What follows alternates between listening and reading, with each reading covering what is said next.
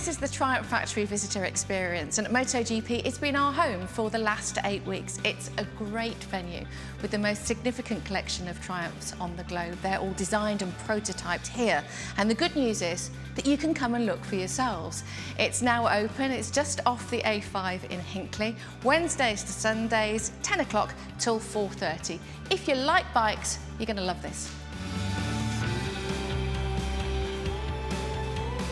This is my favourite exhibit here at Triumph. It's the TR6 that Steve McQueen used in The Great Escape, and arguably the most iconic of all movie motorcycles. But here's 3 facts that you might not know about this bike. First of all, of course, it should have been a German bike. However, Steve wanted the best sports bike at the time, and it was the TR6. It should have been German Army Grey, but the racer that was making the bike for Steve heard it was for a British war film, and it ended up being British Army Green. And then the third fact is, it wasn't Steve who jumped the fence at all. It was his friend and legendary desert rider, Bud Ekins, who did that. More recently, Guy Martin went to exactly the same fields using this Scrambler 1200 to jump and clear not 1 but 2 fences to escape into Switzerland. These are just 2 of the movie bikes that they have here in Hinckley.